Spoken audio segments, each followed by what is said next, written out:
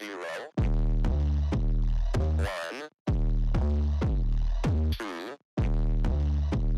3. Let's get started.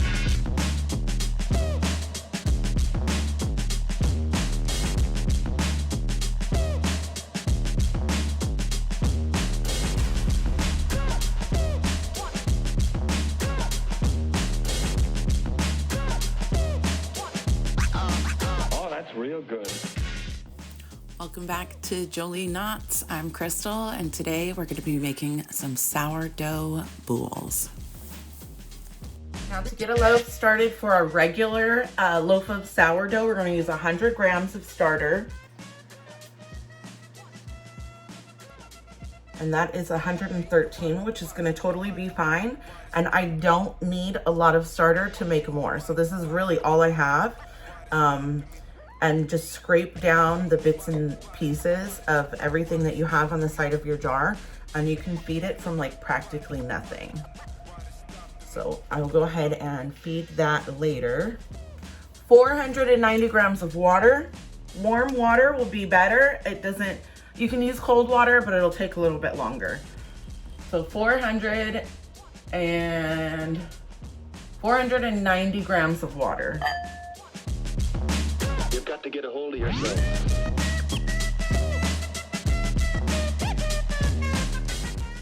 And then for the flour, we're gonna do 725 grams of flour and 10 grams of salt. So let's get our water, our starter, and our salt in, and then we're gonna mix that all up. Make sure that that's all mixed together. Make sure that's all mixed together using our dough whisk. The warm water will help to dissolve the salt better, and also to get your starter to not be super like elasticy. So you don't have to dissolve it completely. I mean, you can, but it's not really gonna make a difference. We're gonna mix it all in, and the warm water is just gonna help, okay? So the next thing that we're gonna do is take our 725 grams of flour, tear it to 0.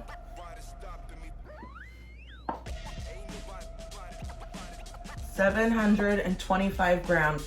Now, this is gonna make 2 small loaves. And this is gonna sit and ferment into the fridge for a few extra days while we work on the sandwich bread. Oh, that's real good. Okay, and then we're gonna take our dough whisk. That's all we need. Those are the only ingredients.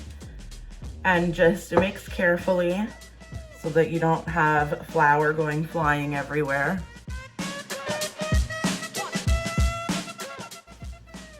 And you're just gonna mix it all the way until it's like a shaggy dough. So continue mixing until you see no more dry flour. And then once it's a shaggy dough, we'll set the timer and leave it for 30 minutes before we come back for our first set of stretch and folds. We're gonna do 3 sets, 30 minutes apart. And I will show you, that's how we're gonna build our gluten. The stretch and fold is building our gluten. So I will show you the difference, and you'll be able to see the gluten building, like literally between each of the stretch and folds, okay? So let me finish getting this, and I will show you what your dough is supposed to look like.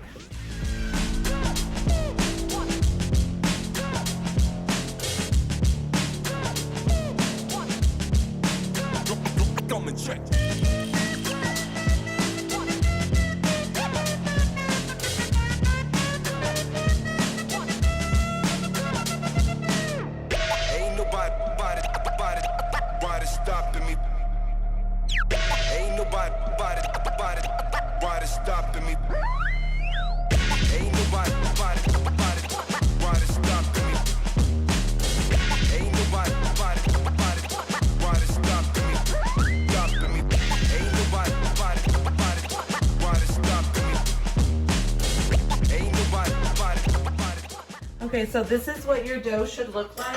Something like this that is pretty sticky and shaggy. So in 30 minutes, I'll show you after the stretch and folds how it's gonna look. So we'll see you in 30 minutes. Okay, so for our sourdough bread, our regular sourdough bread, remember this is what it looked like after we let it sit and rest for 30 minutes before our first stretch and fold. So now we're gonna do our first stretch and fold.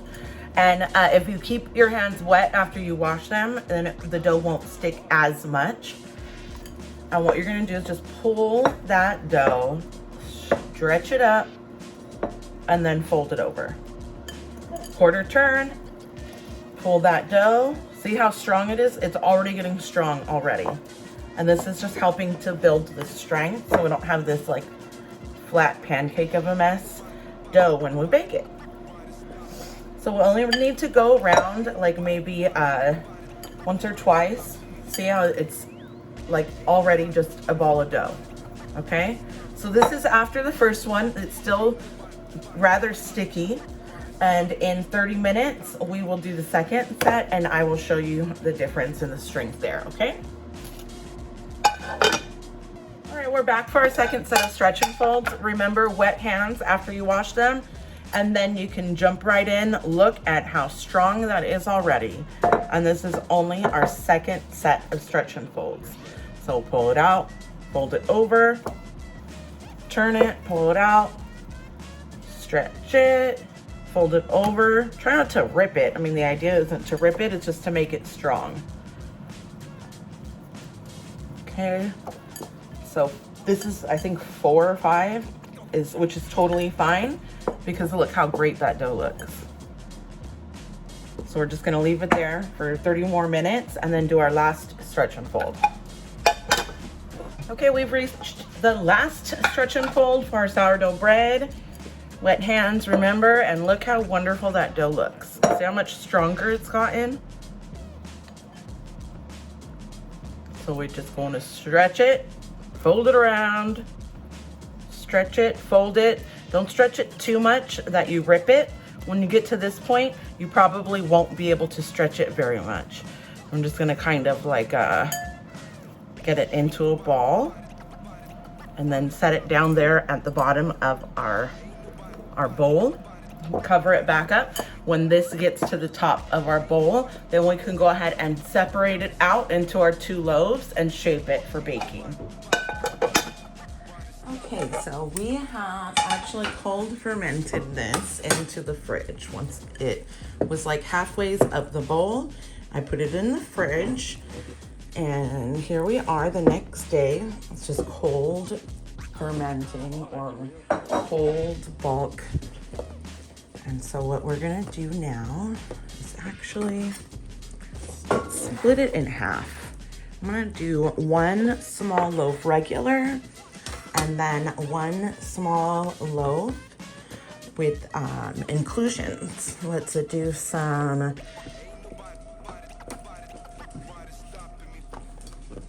everything bagel seasoning. How about that? Okay.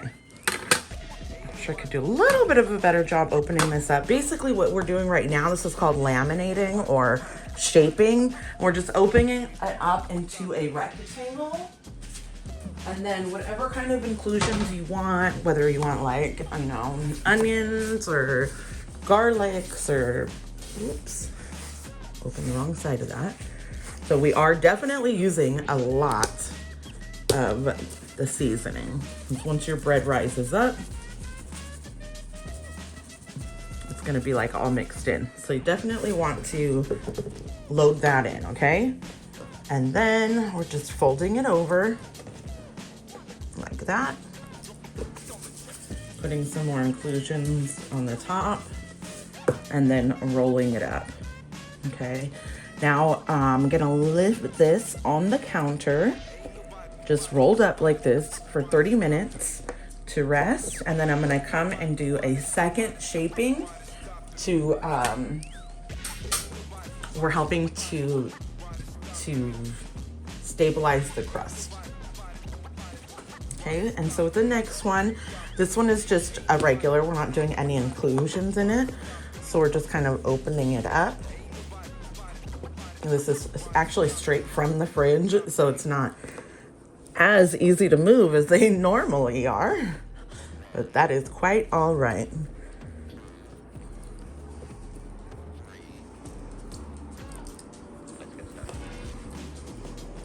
Okay, and then I do use my bench scraper to help get that the tightness, the skin. We're trying to build that skin of tightness right there, see? Oh, that's real good. All right, we're gonna let that sit for 20 minutes, set your alarm, and then we'll come back and shape the roundness again. Okay, here we are for our second set. What we're doing, remember, all we're doing is building the strength of our crust, okay? So we're just trying to get that to be more tight. That's it. That's all we're doing. And if you get some of your toppings on it, no big deal. I'm gonna top this one with the, remember, we're just tightening that up. See how nice that looks? Now let's tighten this one back up. We're just kind of trying to roll it in on itself underneath so that that top crust becomes tighter. That's it. That's all we're doing. And then we're gonna cover it back up for another 20 minutes. And then we can set them into our bannetons. Okay, here we are. We have strengthened the skin. And what I'm gonna do now is just do that one last time, but I'm gonna stick it right into my banneton, and I'm gonna put it with the smooth side down, so all these little pinched pieces are on the top. Okay, smooth side down, and then we're just gonna cover it up. You can leave this covered for, you know, however long. You can stick it back in the refrigerator if you like. It'll be good cold fermenting in the refrigerator if you have enough time for that fermentation for a few days. Now, if you did that, you wouldn't be leaving it on the counter the whole time. You would be fermenting it as bulk fermenting in the fridge, about 25% into its rise.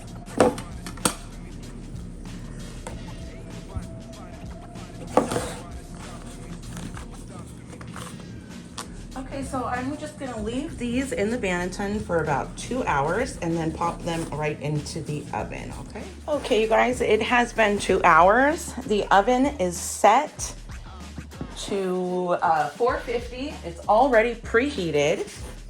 And so what we're gonna do is we are going to take our little guys out.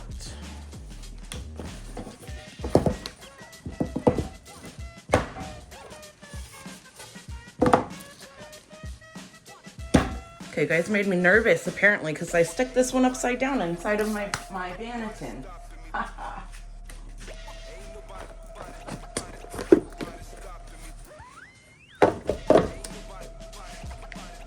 Okay, so we've got rice flour. The rice flour, this is just gonna help us to give it a cute little decoration. And then we're gonna take our lame, and that's just our little, I mean, if you have a super, super, super sharp knife, you could totally use that too. I'm just gonna score it. So like I said, the oven is preheated to 450. We also have our Dutch ovens in there preheating also. When you stick your sourdough bread into the oven, you definitely want to have something that has a cover, and you want that to be preheated. If it's not preheated, you're not going to build the steam that you're looking for in order for your loaves to rise. It's gonna go in the oven for the first 30 minutes at 450. Then we're gonna remove the lid, turn the temperature down to 400, and leave it in for another about 20-25 minutes, kind of really more dependent on the color of the crust that you're looking for. Or they just missed our street.